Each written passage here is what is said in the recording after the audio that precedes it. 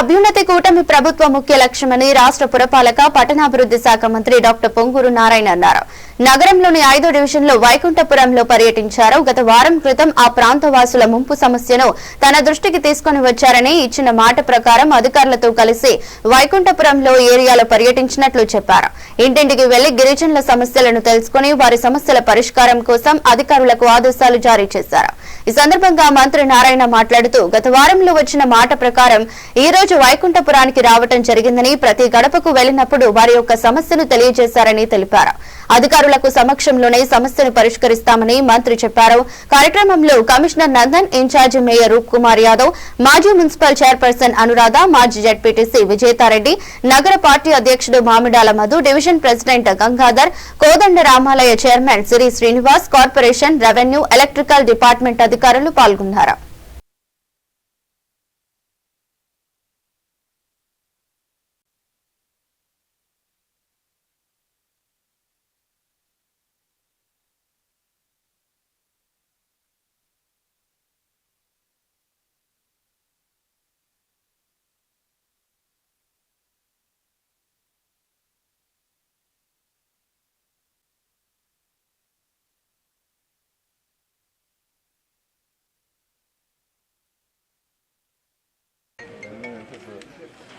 అది పొరంలోక కాదా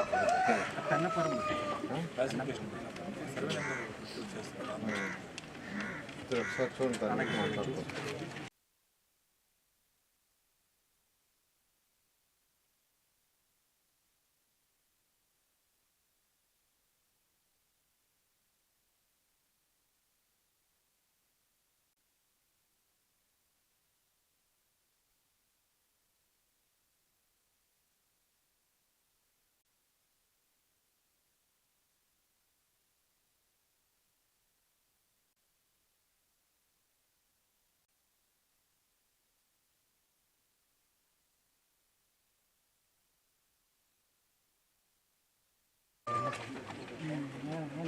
రమేష్ సార్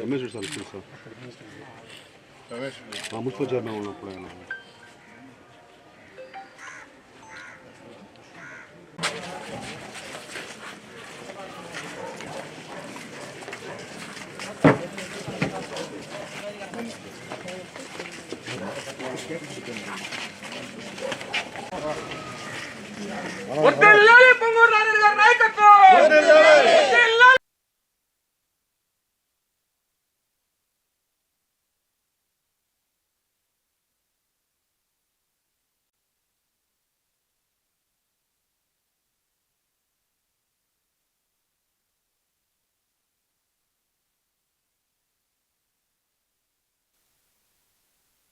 ఈరోజు నెల్లూరులో వైకుంఠపురం ఏరియాలో ఒక స్లమ్ ఏరియాని నేను, అటు మేయర్ గారు మరియు ప్రజాప్రతినిధులు, అధికారులు విజిట్ చేయడం జరిగింది.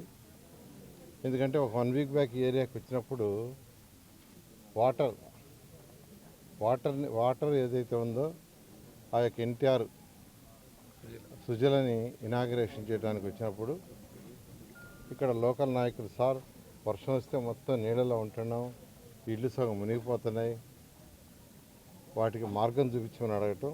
అయితే ఆ రోజు రాత్రి దాదాపు 9 అయింది. నేను వాళ్ళకి చెప్పాను మళ్ళా మరొక రోజు డే టైం వస్తానని.